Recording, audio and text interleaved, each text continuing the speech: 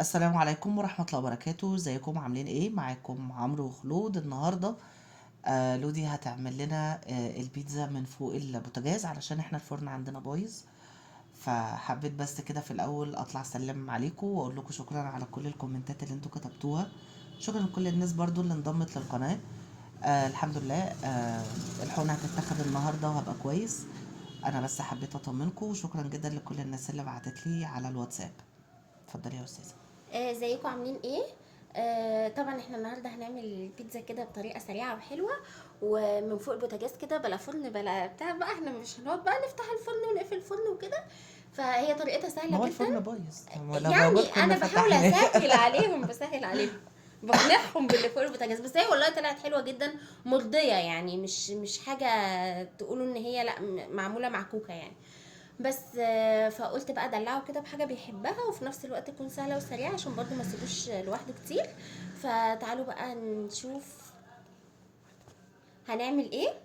هي طريقتها بسيطة وسهلة، وعلى فكرة هي مكوناتها زي مكونات العجينة العادية، فأي حد عايز يعمل نفس ذات العجينة ويعملها في الفرن مفيش مشكلة.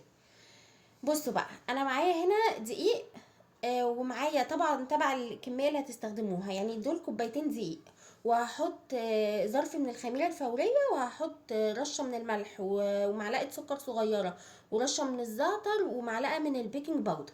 تمام. هحط بقى كل المكونات الجافة على بعض، واقلبهم كده تقليبه حلوه، وبعدين ابتدي احط عليهم المكونات السايله. والمكونات السايله عندي هتبقى ميه دافيه بس، مفيش بقى ولا لبن ولا بيض ولا الحاجات دي كلها. لو انت عندك لبن بودر ممكن تحطي معلقه مع المكونات الجافه، بيبقى في محسن للعجينه، بيبقى حلو يعني. بس هي عامه انا ما بحبش احط في عجينه البيتزا حاجات كتير. لو انا هعملها في الفرن بحط فيها معلقتين مايونيز، برضو بتديلها طراوه حلوه جدا، وبتديلها بقى كراست زي بتاع البيتزا بتاعت بره بقى. ممكن تجيبي كمان الدقيق بتاع البسبوسه، وانتي رشيه في الصينيه لما تدهنيها، وحطيها تحت، يعني حطيها تحت العجينه، برضو بيديلها نفس القرمشه بتاعت البيتزا بتاعت بره. تبطنها يعني، وقول لهم اه. كده كده بس معلش على التصوير اللي انتي بتصوري بايد وبتعملي بايد اه. عشان. يعني هو التصوير مش واضح قوي يعني، او مش احسن حاجه، علشان انا الستاند فيه حته اتكسرت، فعايزه اجيب سلوتيب وبنسى. وحطيت زبادي كمان. فايه، انا ما بحطش فيها بقى ولا لبن ولا بيض. عذرا على على الصوت الجميل اللطيف احنا ده. في دريم بارك بقى، اه. انتوا عارفين.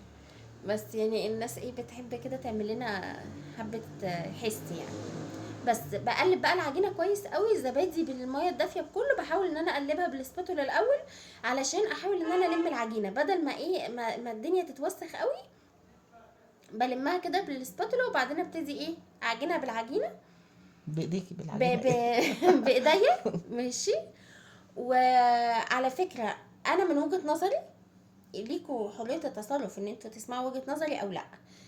انا مش من هواة الناس اللي بتقول ان انا لازم انعم العجينه جدا وارهق نفسي واطلع اصلا ملمس عجينه. انا مش عجان، والله انا ما عجان، وانا مش هفتح فرن يعني. انا كده كده هعمل البيتزا دي مره كل فين وفين، ده لو عملتها كتير هتبقى مره كل شهر ولا شهرين. فيعني انا مش. مكلفه بس فوحشه. بس مش هي حلوه بس مكلفه، لا ما مش هنكدب، مش لا لا مكلفه قوي. مكلفه للناس ماشي. لو ومكلفه علينا هتعملي برضو، لو يعني لو هتعملي كميه، يعني انت لو هتعملي كميه هيبقى الموضوع. لان لودي لما في الخطوبه لما كنت بروح لهم كانت بتعمل كل، يعني بتعمل كذا واحده بكذا طعم، فكنت بقول لها طب ما تعملي واحده او اتنين وناكلها كلها مع بعض بدل ما كنا بنسيبهم برضو، فاهمين؟ الموضوع صعب. بس فلو انت هتعملي نوع واحد بالعقل كده، زي البني ادمين لما بيبقوا شاطرين فبيعملوا نوع واحد، وهتعمليها مثلا عشاء تحمري جنبها شويه بطاطس معرفش ايه، هيبقى الموضوع لطيف. لكن لو هتعملي كميه هتلاقي ان التكلفه زادت عليكي قوي. بس هو كل الاكل دلوقتي بقى مكلف اغلبه يعني، فاحنا بنحاول ان احنا ايه ننوع بس. حسبي الله ونعم الوكيل. بالظبط كده. فعندي بقى هنا طاسه على النار. ماشي. انت حطيت عارفه رد فيها. الطاسه ايه؟ بس انا بحب مامتك حماتي. فحطيت بقى الطاسه، وحطيت فيها نقطتين زيت وهي سخنه. ايوه، هي قالت على نفسها انا مالي. وحطيت فيها، فردت فيها العجينه وعملتها بالشوكه.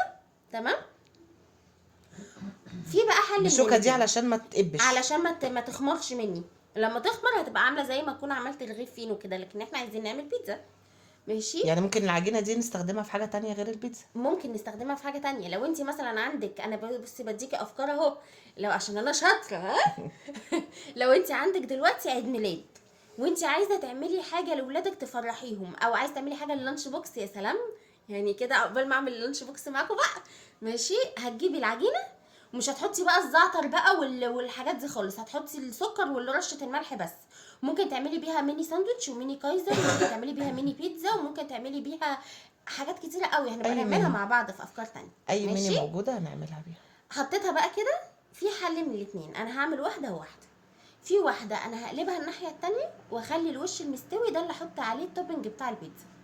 وفي واحده هسيب الوش اللي من فوق ده يمسك نفسه بس، مش هقلبها الناحيه التانية. دلوقتي دي الصلصه. طبعا انا في البيتزا بتاعت الفرن بعمل صلصه تانية خالص خطيره هتعجبكم، بس نعملها مع بعض لما نصلح الفرن. دلوقتي انا حطيت معلقتين صلصه، وحطيت معلقه كاتشب، وحطيت زعتر، وحطيت فلفل اسود، وحطيت ملح، وحطيت توم باودر وبصل باودر ومعلقه زيت، وقلبتهم كويس يا قوي مع انت بعض. اقتصاديه قوي البيتزا دي. طب والله العظيم مش مكلفه قوي، لو ايوه مش ايوه. هتعملي كميه بجد والله. أيوة. هي القصه في الجبنه الموتزاريلا والحشوات بس.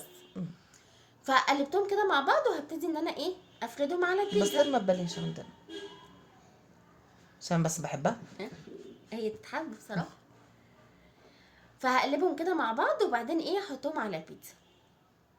في واحده بقى انا هقلبها وواحده لا.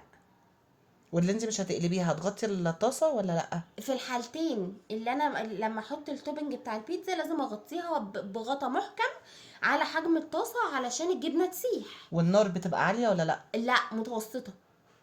يعني ماشي. يعني اعلى من الواطيه بحاجه بسيطه. بصوا بقى هي بقى لونها عامل ازاي كده من تحت. انا بقى ايه هبقى مرعوبه وانا بقلبها كده مرعوبه.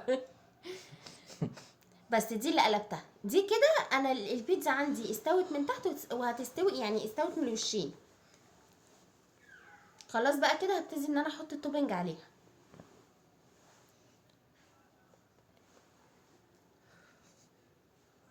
كملي مع الناس. ماشي. هحط بقى دلوقتي التوبنج عليها. الصلصه اللي قلت لكم عليها، وهحط بصل، وهحط بسطرمه، وهحط زيتون، وهحط جبنه هي موتزاريلا انت عاملاها في ايه؟ في طاسه.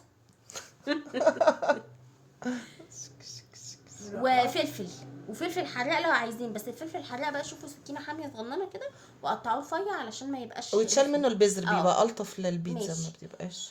بصوا بقى هنا انا قطعت حته اهو وكلتها وانا في المطبخ بصراحه عشان كانت حلوه.